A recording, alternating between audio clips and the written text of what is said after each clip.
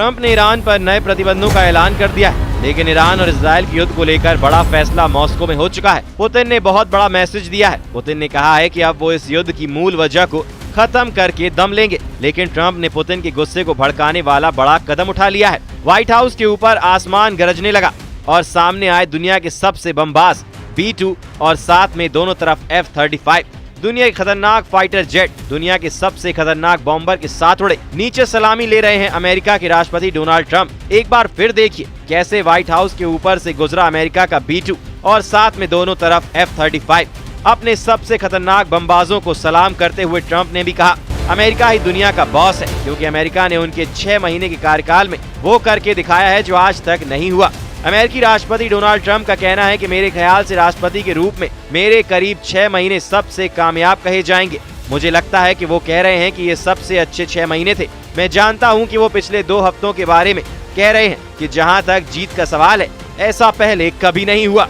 ये अमेरिका का स्वतंत्रता दिवस का जश्न है, जिसे ट्रंप ने अपनी फायर पावर दिखाकर मनाया, क्योंकि इन्हीं विमानों की धमक पर पूरे इजराइल और ईरान की युद्ध में दिखाई दी। लेकिन अमेरिका और इजराइल की जोड़ी को दहलाने के लिए बड़े मैसेज मॉस्को से आए हैं।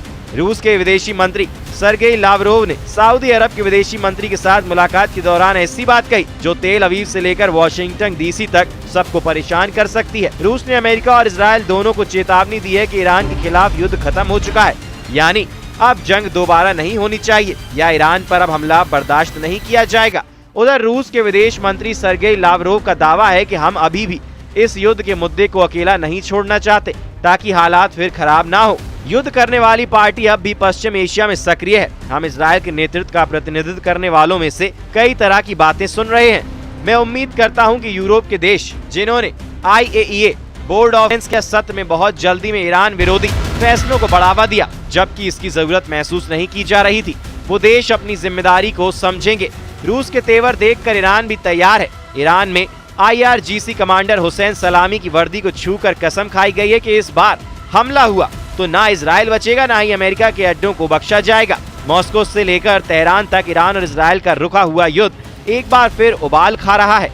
ईरान के सेना अध्यक्ष अब्दुल रहीम मूसवी का कहना है कि अगर ईरान अपनी विनाशकारी ताकत दिखाएगा तो अमेरिका भी नेतन्याहू को नहीं बचा पाएगा। ईश्वर की कृपा है कि हम तैयार हैं। ईरान के लोग भी किसी भी साजिश को शुरुआत में ही कुचलने के लिए तैयार हैं। ईरान और इजराइल का युद्ध पूरी दुनिया ने देखा और सबको लगा कि यही तीसरी विश्व युद्ध का ट्रिगर पॉइंट है। अब पूरी दुनिया को 2 हिस्सों में बांटा जाएगा और एक खेमा दूसरे खेमे पर इतने बम बरसाएगा कि इसका अंत दुनिया के खात्मे के साथ होगा। सर्गेई लावरोव की अगली चेतावनी को समझिए, जो सीधे सीधे नेतन्याहू और डोनाल्ड ट्रंप को है। लावरोव यहाँ कहें कि पुतिन ने ट्रंप और नेतन्याहू को वॉर पार्टी करार दिया है। सर्गेई लावरोव ने कहा कि रूस पूरी तरह अलर्ट है, क्योंकि पश्चिम एशिया में वॉर पार्टी इस वक्त बहुत ज्यादा एक्टिव है। लावरोव ने वॉर पार्टी का जिक्र किया, यानी इशारा साफ साफ इजराइल और अमेरिका पर है। पुतिन के सबसे भरोसेमंद लीडर्स में से एक हैं सर्गेई लावरोव, और उनकी जुबान का मतलब है कि शब्द पुतिन के होते हैं, उसको आवाज देने वाले लावरोव होते हैं। ईरान और इजराइल के युद्ध में 12 दिन तक वो तबाही देखने को मिली है, जिसमें ईरान और इजराइल दोनों को बहुत बड़े बड़े झटके मिले हैं। रूस ने कहा है कि अब इजराइल की तरफ से जिस तरह की बातें सामने आ रही हैं, उससे साफ है कि युद्ध का खतरा टला नहीं है। अमेरिका और इजराइल के खिलाफ अब रूस खुलकर ईरान के समर्थन में आगे आ रहा है। रूस बता रहा है कि ईरान के खिलाफ एक अंतर्राष्ट्रीय साजिश रची गई और इस साजिश को लॉन्च करने में यूरोप के देशों ने अंतर्राष्ट्रीय परमाणु ऊर्जा एजेंसी को अपना जरिया बनाया। ईरान के खिलाफ अब इजराइल ने 13 जून को हमला किया था, तब उसने IAEA के प्रस्ताव को ही बहाना बनाया था और इसी को हथियार बनाकर ट्रंप ने भी अचानक बातचीत से पलटी मारी और इजराइल को पूरा समर्थन देने के साथ 22 जून को ईरान के परमाणु ठिकानों पर स्ट्राइक भी कर दी।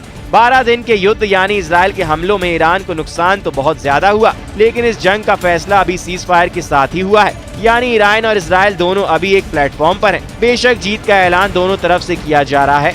दुनिया तेल अवीव से लेकर हाइफा और इजराइल के बाकी शहरों पर ईरान के मिसाइल हमले भी देख चुकी है। क्या ऐसा युद्ध दोबारा शुरू होने का खतरा नजर आ रहा है? क्योंकि पुतिन ने इजराइल और अमेरिका के इन्हीं तेवरों को लेकर साफ शब्दों में धमकाया है। अब सवाल है कि रूस को ऐसा क्यों लग रहा है कि इजराइल और ईरान का युद्ध फिर से शुरू होने वाला है। ईरान की सेना के चीफ ऑफ स्टाफ ने कहा कि उन्हें शक है कि इजराइल सीज फायर का उल्लंघन जरूर करेगा और उसके साथ ही हैरान रह जाएंगे। 12 दिन के युद्ध के दौरान इजराइल के हमलों में ईरान के 935 लोगों की जान गई। इनमें उसके कई सैन्य कमांडर और वैज्ञानिक भी शामिल थे। तेहरान में IRGC के कमांडरों की याद में एक साथ सभा हुई खास तौर से IRGC चीफ हुसैन सलामी को याद किया गया। ईरान की सेना अपने बड़े बड़े कमांडरों को खोने के बाद एक बार फिर से मजबूत दिखना चाहती है। इस बार ईरान की वार्निंग इजराइल के साथ साथ अमेरिका यानी डोनाल्ड ट्रंप को भी है और वार्निंग बहुत साफ है कि जिस तरह की मिसाइल वाली आतिशबाजी तेल अवीव और हाइफा ने देखी है, वैसे ही हमले खाड़ी में मौजूद इजराइल के सभी साथियों पर भी होंगे और इनमें ईरान इस बार कोई कोताही नहीं करेगा। ट्रंप भले ही अमेरिका का स्वतंत्रता दिवस मना रहे हो, लेकिन पुतिन का साथ मिलने के बाद ईरान के कमांडरों की वार्निंग को हल्के में लेना बड़ी गलती होगी। इजराइल के प्रधानमंत्री नेतन्याहू पहले ही कह चुके हैं कि उनके सामने एक दो नहीं बल्कि 7 फ्रंट हैं। इजराइल के सामने हमास फ्रंट भी खुला हुआ है। इजराइल के 23 बंधक अभी भी हमास के कब्जे में हैं और इजराइल के सामने लेबनान का फ्रंट भी है और यमन भी इजराइल को ललकार रहा है। ये यमन की राजधानी सना की तस्वीर है जिस पर अमेरिका और इजराइल का हमला किसी वक्त हो सकता है। ऐसी वार्निंग बार बार दी जा रही है, लेकिन यमन में इजराइल को सबक सिखाने की आवाज तेज होती जा रही है। राजधानी सना में हजारों लोग इकट्ठा हुए और गाजा पर बमबारी रोकने के लिए इजराइल को वार्निंग जारी की गई। साफ नजर आ रहा है कि गाजा को लेकर इजराइल ईरान से लेकर यमन कई मोर्चों के निशाने पर है, क्योंकि ईरान इजराइल का युद्ध बेशक रुक गया है, लेकिन गाजा पर इजराइल की बमबारी अब भी जारी है और इस बमबारी में 57,000 से ज्यादा लोगों की मौत हो चुकी है। गाजा के बचे कुचे अस्पतालों में घायलों का आना लगातार जारी है। गाजा के हालात बता रहे हैं कि असली लड़ाई तो अभी बाकी है, क्योंकि जून का महीना इजराइल की सेना के लिए भी बहुत खराब साबित हुआ है। इजराइल के कई सैनिक जून के महीने में ही मारे गए और जुलाई में भी उसके लिए खास यूनिस जैसे इलाकों में अच्छी खबर नहीं आ रही है। ऐसा इसलिए क्योंकि हमास के एंटी टैंक दस्ते भी अब एक्टिव हैं और उन्हें काबू में करने में इजराइल पूरी तरह नाकाम साबित हो रहा है।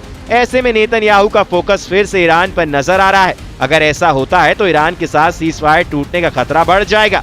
ये बात डोनाल्ड ट्रंप भी जानते हैं और मॉस्को में पुतिन तो ये बात बार बार बता रहे हैं। अगर ऐसा हुआ तो समझ लीजिए इस युद्ध को रोकना अब ट्रंप के लिए भी मुश्किल हो जाएगा और अब तो अमेरिका के B-2 बॉम्बर इजराइल को देने की बात हो रही है। यानी ट्रंप की रेंज से इजराइल और ईरान का युद्ध निकलता हुआ साफ नजर आ रहा है। अगर ट्रंप अपना सबसे खतरनाक बॉम्बर इजराइल के हवाले कर देते हैं तो समझ लीजिए कि ईरान के लिए बचाना आसान नहीं होगा, क्योंकि फिर दैत्य रूपी ये बम वर्षक वहाँ बंकर बस्टर की बारिश करेगा जहाँ नेतन्याहू चाहते हैं।